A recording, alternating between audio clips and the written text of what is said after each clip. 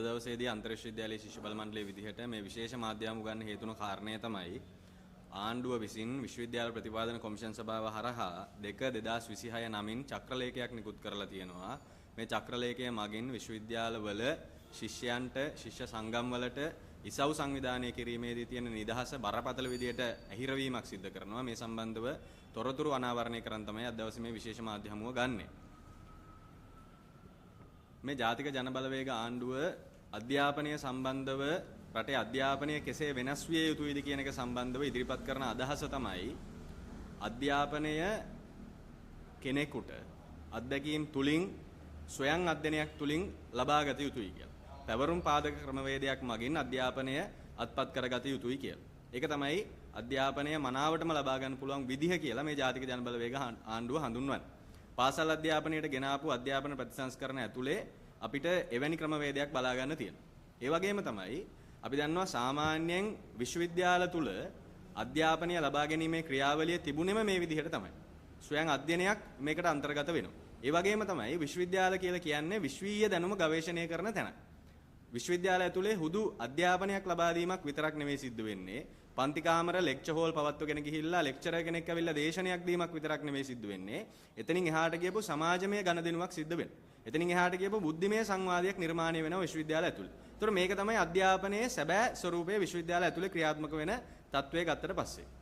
අපි දන්නවා ලංකාවේ පාසල් අධ්‍යාපන ක්‍රමවේදයෙන් ඊටා බරපතල විදිහට ළමයෙක් යම් රාමුවකට කොටු කිරීමේ ස්වභාවයක් තියෙනවා. ළමයෙක්ට හිතීමේ චින්තනය නැති කරලා ඒ ශක්තිය නැති කරලා තමයි සාමාන්‍ය පාසල් අධ්‍යාපනය අවසන් වෙද්දී ළමයෙක්ගේ ස්වභාවය වෙන්නේ. එතකොට මේ தত্ত্বය වෙනස් කරන්න විශ්වවිද්‍යාල ඇතුලේ පාවිච්චි වුණා දැනට මේ පවතින සංවාදාත්මක වටපිටාව විශ්වවිද්‍යාල තුල තියෙන නිදහස, ශාස්ත්‍රීය නිදහස, ඒ වගේම අධ්‍යයන ක්‍රියාකාරකම්, සමාජයක් ආශ්‍රය කරන්න තියෙන නිදහස මේ සියල්ල එක්ක එතනින් එහාට ගියපු ශිෂ්‍යයෙක් නැත්තම් දියුණු ශිෂ්‍යයෙක් නිර්මාණය කිරීමේ ක්‍රියාවලියක් විශ්වවිද්‍යාල ඇතුලේ පැහැදිලිවම සිද්ධ වීමක් සිද්ධ වුණා. ඒ වගේම තමයි මහාචාර්ය එදිරිවීර සරච්චන්ද්‍ර විශ්වවිද්‍යාල අධ්‍යාපනය විශ්වවිද්‍යාලයේ කෙසේ විය යුතුද කියන එක සම්බන්ධව ඉදිරිපත් කරපු අදහසක් අපි ඔබට උපුටලා දක්වන්නම් මේ විදිහට. විශ්වවිද්‍යාලයේ වූ කලී ගුරු පිරිසක් විසින් ගෝල පිරිසකට සිප්ස් 4 දෙන ආයතනයක් යයි කෙනෙකු සිතුවහොත් ඒ මතය වැරදිය. විශ්වවිද්‍යාලය මනුෂ්‍ය සංහතියට උරුම වූ ඥාන දායාදය සුරක්ෂිතව තබා ඇති භාණ්ඩාගාරයක් ලෙස හෝ නැතහොත් එම ඥාන දායාදය එක් පිරිසක් විසින් තවත් පිරිසක් වෙත එක් පරම්පරාවක් විසින් තවත් පරම්පරාවක් වෙත බාර දෙන ස්ථානයක් ලෙස හෝ සැලකීම සුදුසු නොවේ. නොඑක් දෙනා එකතු වී අන්‍යෝන්‍ය සහයෝගයෙන් අවංක භක්තියෙන් ඥාන ගවේෂණයේ යෙදී සිටින තැනකි. විශ්වවිද්‍යාලය එබඳු තැනක ගුරුවරයා ගෝලයාට උගන්වන්නා සේම ගුරුවරයාද ගෝලයාගෙන් ඉගෙනීමට සූදානම්ව සිටිය යුතුය. ඔවුන් දෙගොල්ල එක් පොදු කටයුත්තක යෙදී සිටින අය වෙති. ඒ කටයුත්ත වූ කලේ සත්‍ය සෙවීමයි, සත්‍ය ගවේෂණයයි, බුද්ධියේ සීමාවද ඥාන විශේෂ අපරිමාණත්වයද දන්නා ඔවුන් මේ කටයුත්තෙහි යෙදෙන්නේ නිහතමානීවය. ඉතින් ඒ නිසා ඔබට පැහැදිලි ඇති විශ්වවිද්‍යාල අධ්‍යාපනය කෙසේ විය යුතුද කියන එක සම්බන්ධව විවිධ දාර්ශනික මතමතාන්තර තියෙනවා. මේවට ගැළපෙන විදිහට තමයි විශ්වවිද්‍යාල අධ්‍යාපනය සකස් වෙලා තියෙන්නේ. විශ්වවිද්‍යාලවල අධ්‍යයන වටපිටාව සකස් වෙලා තියෙන්නේ. හැබැයි මේ ජාතික ජනබලවේග ආණ්ඩුව ඊටාම පුදුම සහගත විදිහට දැන් රට තුල ප්‍රජාතන්ත්‍රවාදය ස්ථාපිත කරනවා කියලා බලයට ඇවිල්ලා, ඒ වගේම විශ්වවිද්‍යාල තුල ප්‍රජාතන්ත්‍රීය පරිසරයක් ස්ථාපිත කරනවා කියලා බලයට ඇවිල්ලා, විශ්වවිද්‍යාලවල තිබිච්ච ගෝත්‍රවාදීකම්, කුලවාදීකම් නැති කරනවා කියලා බලයට ඇවිල්ලා අපි දැක්ක පහුගිය දවසක විශ්වවිද්‍යාල පනතර සංශෝධනයක් ගේනවා. ඒ සංශෝධනය හරහා කරන්න බලාපොරොත්තු වෙච්ච දෙයක් තමයි අංශාධිපතිවරු විදිහට පීඨාධිපතිවරයාට සහ උපකුලපතිවරයාට ගොට්ටල්ලගෙන ඉඳපු කණ්ඩායම් විතරක් නෙවෙයි ඕනෑම සුදුසුකම් තියෙන පුද්ගලයෙක්ට විශ්වවිද්‍යාලයේ පීඨාධිපතිවරයෙක් වෙන්න පුළුවන් කියලා තීරණ ගත්තා. මෙතන මේ වගේ වැඩපිළිවෙලක් අපි දැක්කා. මෙහෙම අවිල්ලා ආණ්ඩුව ලොකුවට කියපු කාරණිය තමයි විශ්වවිද්‍යාලය තුල තියෙන ප්‍රජාතන්ත්‍රවාදී අවකාශය වැඩි දියුණු කරනවා කියලා.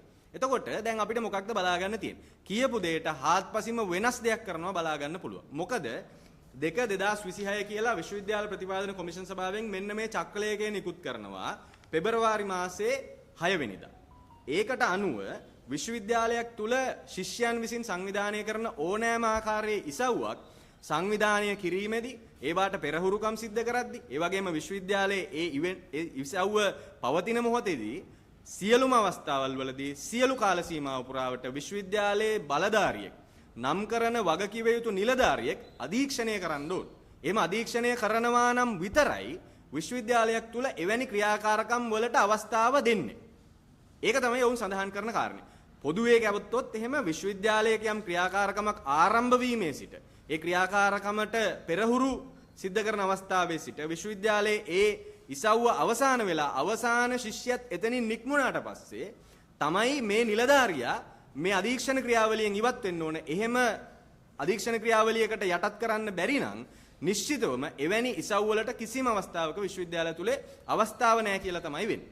එතකොට දැනට විශ්වවිද්‍යාලවල පවතින ක්‍රමවේදය මොකක්ද? දැනට විශ්වවිද්‍යාලවල පවතින ක්‍රමවේදය තමයි යම් විදිහකට මෙවැනි ඉසව් සංවිධානය වෙනවා. ඒ ඉසව් ආසන්නයට නැත්නම් ඒ ඉසව් වලට එන්න පුළුවන් විශ්වවිද්‍යාලේ පාලනාධිකාරීන්ට, මාෂල් වරුන්ට, ඒ වගේම විශ්වවිද්‍යාලේ නම් කරන ආචාර්යවරයෙක්ට එහෙම එන්න පුළුවන්. ඔවුන් ඇවිල්ලා ඒ වගේ යම් අධීක්ෂණයේ කටයුතු වල නිරත වෙනවා. ශිෂ්‍යයන් ස්වාධීනව ඔවුන්ගෙන් පරිබාහිරව තමන්ගේ ඉසව් සංවිධානය කිරීමේ වැඩ කටයුතු වල නිරත වෙලා යනවා. එතකොට මේක තමයි තිබිච්ච තත්ත්වය. හැබැයි මේකේ කිසිදු බාධාවක් නැහැ. මොවුන්ගේ සම්පූර්ණ අධීක්ෂණය නැත්නම් මොවුන්ගේ අනුදැනුම අවශ්‍යයි කියලා සඳහන් කරලා නැහැ. ශිෂ්‍යයොත් කිසිම විදිහකට බාධා හෙළලා නැහැ. ඒ විදිහට ආචාර්යවරු නැත්නම් පරිපාලන නිලධාරීන් ඇවිල්ලා ඒ විදිහේ අධීක්ෂණ කටයුතු වල නිරත වෙනවට මේක තමයි පැවතිච්ච ක්‍රමවේදය. මේ පැවතිච්ච ක්‍රමවේදයෙන් එහාට ගිහිල්ලා ආණ්ඩුවට ඕනි වෙලා තියෙනවා නිශ්චිතව ඉසව්වක් සංවිධානය කරනවා නම් ඒ විසව්වට වගකිව යුතු බලධාරියෙක් පත්විය යුතුයි ස්වේච්ඡාවෙන්. එහෙම නොවනවා නම් නිශ්චිතව ඒ ඉසව්ව සංවිධානය නොකළ යුත්තක් විදිහට තමයි සඳහන් කරන්නේ. එවැනි ඉසව් සංවිධානය කිරීම දඬුවම් ලැබිය හැකි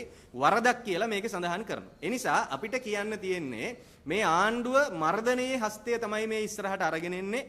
විශ්වවිද්‍යාලවලට මර්ධනය, විශ්වවිද්‍යාලවල ශිෂ්‍යයන්ගේ සාමූහිකත්වය, සංවිධානය වීමේ තියෙන අයිතිය, විශ්වවිද්‍යාලවල තියෙන එකමුතුකම නැති කරන්න තමයි උත්සාහ කරන්නේ. විශ්වවිද්‍යාල ශිෂ්‍යයන් තනිව ભેද බින්න කරන්න තමයි උත්සාහ කරන්නේ. ඉතින් ඒ නිසා අපි දකිනවා මේක පැහැදිලිවම විශ්වවිද්‍යාලවලට මර්ධනයේ හස්තය දිගු කිරීමක් විදිහට. ඒ වගේම තමයි දැන් විශ්වවිද්‍යාලවලට මේ වගේ මර්ධනයක් ඕන වෙලා තියෙන්නේ ඇයි ආණ්ඩුවට? අපි දන්නවා සාමාන්‍යයෙන් මේ මොහොත වෙද්දී ආණ්ඩුව බලයටපත් වෙද්දී දීපු පොරොන්දු වලින් ක්‍රමානුකූලව එක පොරොන්දු කඩවුණු පොරොන්දු බවට පත් වෙමින් යනවා. දීපු පොරොන්දු එකක්වත් ඉෂ්ට කරගන්න බැරි තත්වයකට පත් වෙලා තියෙනවා. ඒ නිසා දැන් අපිට බලා ගන්න පුළුවන් සමාජයේ විවිධ පැති වලින් ජනතාවගේ තියෙන අප්‍රසාදය වර්ධනය වෙමින් යන්නේ මේ ආණ්ඩුවට විරුද්ධව. එතකොට ඒ තත්වය යටතේ ආණ්ඩුවට ඕනේ ජනතාව මර්ධනය කිරීමේ ක්‍රියාවලිය ගන්න. දැන් මේ ආණ්ඩුව ජනතාවාදී ආණ්ඩුවක් කියලා බලයටපත් වෙලා අවුරුදු 1කමාරක් විතර කාලයක් ඇතුළතදී ආණ්ඩුව මර්ධනයේ හස්තය අතට අරගෙන තියෙනවා. අපි ආණ්ඩුවට සුබපතනවා. ආණ්ඩුව මේ පාරෙම යන්න. මේ පාරෙම යන එකට අපි ආණ්ඩුවට සුබපතනවා. අපි හිතුවේ නෑ මේ ආණ්ඩුවට අවුරුදු 1කමාරක විතර කාලයකින් පසුව මේ වගේ මර්ධනයේ හස්තයක් අතට ගන්න සිද්ධ වෙයි කියලා. ඉතින් අපි ආණ්ඩුවට කියනවා දැන් ආණ්ඩුවේ සැබෑ ස්වරූපය එළිදරව් වෙලා තියෙන්නේ. ආණ්ඩුවේ සැබෑ ස්වරූපය එළිදරව් වීම නිසාම දැන් ආණ්ඩුවට මර්ධනයත් එක්ක අතිනත ගන්න සිද්ධ වෙලා තියෙනවා. අපි ආණ්ඩුවට නැවතත් කියනවා ඔය පාරෙම ආණ්ඩුව යන්න. ඒක වඩා හොඳයි. ඒ වගේම තමයි අපි කියනවා දැන් රටේ ජනතාවට මේ ආණ්ඩුව අරගෙන ආපු මර්ධනයේ ස්වභාවය. සාමාන්‍ය පොදු සමාජයට නම් මේ ආණ්ඩුව අරගෙන ආවා ත්‍රස්තවාදයේ වැළැක්වීම පනත. කලින් ආණ්ඩුව අරගෙන ආපු එක ත්‍රස්තවාදයේ වැළැක්වීම පනත යටතේ මේ ආණ්ඩුව බලයටපත් වුණාට පස්සේ විශාල පිරිසක් රඳවා තබා ගත්ත රැඳවුම් නියෝග ගැහුවා. උන්ට විරුද්ධව වැඩ කටයුතු සිද්ධ කරා. ඒ වගේම තමයි දැන් ත්‍රස්තවාදයේ වැළැක්වීමේ පනත මදි වෙලා.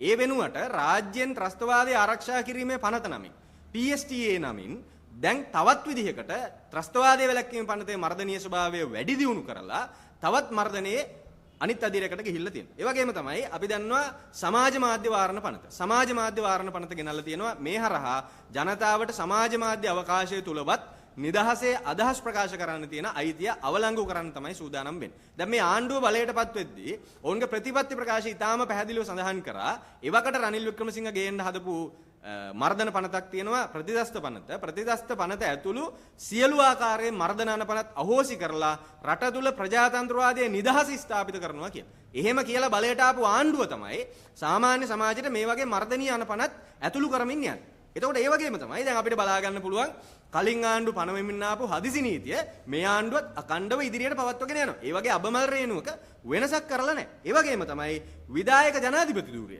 විධායක ජනාධිපති ධූරය අහෝසි කිරීම කියලා කියන්නේ 2022 ජනතා අරගලයේ සුවිශේෂී ඉල්ලීමක්. මේ ඉල්ලීම ආණ්ඩුව ඉදිරියට දැම්ම. ආණ්ඩුව කිව්වා මේ තමයි අවසාන විධායක ජනාධිපතිවරයා. අපේ ආණ්ඩුවක් යටතේ අපි කඩිනමින් විධායක ජනාධිපති ධූරය අහෝසි කරනවා කියලා. හැබැයි ඒක දැන් මොකුත් ඒ සම්බන්ධව සාකච්ඡාවක් නැහැ. ඒක නිකන් මැතිවරණයට කලින් දීපු පොරොන්දුවක් විතරක් බවට දැන්පත් වෙලා තියෙනවා. ඒ නිසා මේ සමස්තය බැලුවට පස්සේ ඔබට තේරෙනවා ඇති ජනතාවගෙන් එල්ලවන අප්‍රසාදය මර්ධනය කරන්න තමයි මේ විදිහේ මර්ධනීය වැඩපිළිවෙලක් සාමාන්‍ය පොදු සමාජයට ආදේශ කරමින් යන්නේ. ඒතර විශ්වවිද්‍යාලය තුලත් මේ තත්ත්වයම තියෙනවා. විශ්වවිද්‍යාලය තුල අපි දන්නවා විශ්වවිද්‍යාලවල අධ්‍යාපන පුද්ගලීකරණයට විරුද්ධව සමාජයේ ජනතාවට මුහුණ දෙන්න සිද්ධ වෙන පොදු ප්‍රශ්න වලට විරුද්ධව විශ්වවිද්‍යාල ශිෂ්‍යයා සුවිශේෂී ලෙස ඉදිරියට එනවා තමන්ගේ ප්‍රතිචාර දක්වනවා. දේශපාලන ප්‍රතිචාර දක්වනවා. සාමාන්‍ය ජන සමාජ ස්ථාපනයන් වලට සාපේක්ෂව ගත්තට පස්සේ.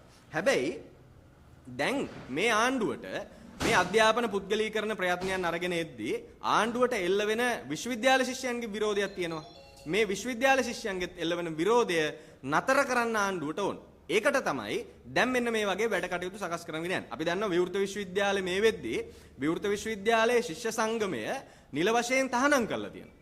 ඒ වගේම තමයි ශිෂ්‍ය සංගම් කාර්යාලය පරිපාලනය විසින් අත්පත් කරගෙන තියෙනවා. මේවා බැලුවට පස්සේ අපිට තේරෙන එක තමයි මේ ආණ්ඩුවට පැහැදිලි අවශ්‍යතාවයක් තියෙනවා විශ්වවිද්‍යාලවල ශිෂ්‍යයන්ගේ ක්‍රියාකාරීත්වය මර්ධනය කරන්න. ඒ වගේම තමයි සුවිශේෂී විදිහට දැන් මෙන්න 2026 කියලා චක්‍රලේඛයක් අරගෙන ආවිලා ශිෂ්‍යයන්ගේ සාමූහික ක්‍රියාකාරීත්වය නතර කරන්න හදන. ඒ වගේම තමයි ඊයේ දවසේදී අග්නිදිග විශ්වවිද්‍යාලයේ විරෝධතාවයක් සංවිධානය කරලා තිබ්බා. මේ විරෝධතාවය සංවිධානය කරන්න හේතුන කාරණය තමයි විශ්වවිද්‍යාලයේ අධ්‍යයන සුබසාධන ගැටලු කප්පරකට තියෙනවා. මේ එකක්වත් පරිපාලනය විසින්වත් ආණ්ඩුව විසින්වත් විසඳන්නේ.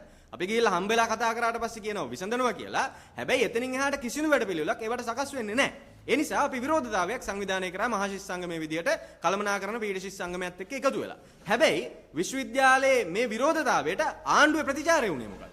විශ්වවිද්‍යාලයට ඒ මොහොතේ ඇවිල්ලා ඉඳී ආණ්ඩුවේ දේශපාලඥයෙක් ඒකටත් විශ්වවිද්‍යාල ශිෂ්‍යයෝ විරෝධය දැක්වුවා. දේශපාලන සංදර්ශන දෙන එකට ඇවිල්ලා ඉඳී ඔහුත් එක්ක ඇවිල්ලා ඉඳී 50ක විතර පොලිස් නිලධාරීන් ප්‍රමාණයක් මේ පොලිස් නිලධාරීන් ඇවිල්ලා විරෝධතාවය නතර කරන්න උත්සාහ කරනවා. විශ්වවිද්‍යාලය තුළට ඍජුවම පොලිසිය සම්බන්ධ කරගෙන ශිෂ්‍යයන්ට තියෙන ඉල්ලීමක් ඉදිරිපත් කරන්න තියෙන අයිතිය මේ ආණ්ඩුව නැති කරලා දානවා. දැන් අපිට ඒව තමයි බලා ගන්න පුළුවන්කම තියෙන්නේ. පහුගිය කාලවකවානුව මුලාවටම අපි මේ සම්බන්ධ තොරතුරු ආණ්ඩුව මට්ටමින් සාකච්ඡා වෙච්ච ඉදිරිපත් කරා. ඉතින් ඒ නිසා දැන් අපිට බලා ගන්න තියෙනවා ඒ ඉදිරිපත් කරපු තොරතුරු වලට අනුව දැන් විශ්වවිද්‍යාලය තුළ මේ තත්ත්වයන් පැහැදිලිව සකස් වෙනවා අපිට බලා ගන්න පුළුවන්. ඒ නිසා අපි මේ ආණ්ඩුවට කියනවා දැන් පහුගිය ආණ්ඩු කරන්න උත්සාහ කරපුවා තමයි මේවා. පහුගිය ආණ්ඩු නොනිල විදිහට මේ විදිහේ නිල චක්‍රලේඛ නිකුත් කරලා නිල නීති හදාගෙන මේවා කරන්න උත්සාහ කරේ නැහැ. හැබැයි නොනිල විදිහට විශ්වවිද්‍යාලයට පත් කරන උපකුලපතිවරයා පාවිච්චි කරලා ඒ වගේම දේශපාලන හෙන්චයියෝ පාවිච්චි කරලා මේ මර්ධනය ගෙනාවා. හැබැයි මේ ආණ්ඩුව ඒක වෙන ගුණාත්මක තලයකට ගෙනියන. මේ ආණ්ඩුව ඒක නීත්‍යානුකූල කරලා චක්‍රලේඛ නිකුත් කරලා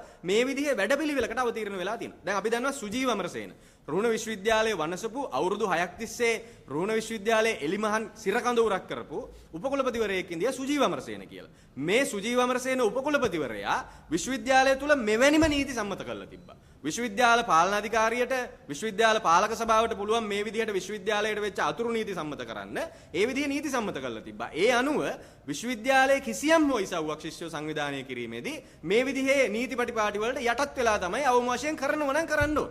දැන් සුජීව අමරසේනට විරුද්ධ විශාල විරෝධයක් ආවා ශිෂ්‍යයන්ගෙන් ආවා ආචාර්යවරුන්ගෙන් ආවා අනධ්‍යන සේවක සහෝදරුන්ගෙන් ආවා. ඒ නිසාම සුජීව අමරසේනට යන්න සිද්ධ වුණා. මේ ආණ්ඩුවට සිද්ධ වුණා සුජීව අමරසේන ඉවත් කරන්න. ආණ්ඩුවට සුජීව අමරසේන ඉවත් කරන්න සිද්ධ වුණා සුජීව අමරසේනගේ පාලනය නිසා. හැබැයි ආණ්ඩුව හොඳ උත්තරයක් ගත්ත සුජීව අමරසේනගේ ක්‍රියාපටිපාටියෙන්. හොඳ වැඩපිළිවෙලක් තෝරගත්තා. සුජීව අමරසේන පහුගිය අවුරුදු 6ක කාලය පුරාවටම රුහුණ විශ්වවිද්‍යාලය අරගෙන ගියපු මර්ධනකාරී වැඩපිළිවෙල සුජීව අමරසේන අරගෙන ගියපු මේ වැඩපිළිවෙලම හරි හොඳයි. විශ්වවිද්‍යාල මර්ධනය කරන්න හරි ලේසියට පාවිච්චි කරන්න පුළුවන් කියලා දැන් හරිනි අමරසූරිය තීරණය කළා තියෙනවා. ඒ නිසා සියලු විශ්වවිද්‍යාල වලට මේ නීති ආදේශ කරන්න යනවා. දැන් මේ වෙලා තියෙන්නේ සුජීව අමරසේන විශ්වවිද්‍යාලයේ ශිෂ්‍යයෝ එකතු වෙලා පන්නපු සුජීව අමරසේන හරිනි අමරසූරියටයි මේ ජාතික ජනබලවේග ආණ්ඩුවටයි ආරූඪ වෙලා තියෙනවා. සුජීව අමරසේනත් පැත්තකින් ඉඳගෙන hina වෙනවා. ඉතින් ඒ නිසා අපිට කියන්න තියෙන්නේ ආණ්ඩුවට ඉතාමත් පැහැදිලිව මේ ගෙනල්ලා තියෙන්නේ මර්ධනීය නීතියක්. මේ මර්ධනීය නීතිය අපි අමුවේ කඩ කරනවා. ආණ්ඩුවට අපි කියනවා විශ්වවිද්‍යාල ප්‍රතිපාදන කොමිෂන් සභාවට කියනවා පුළුවන් දෙයක් කරලා පෙන්නන්න.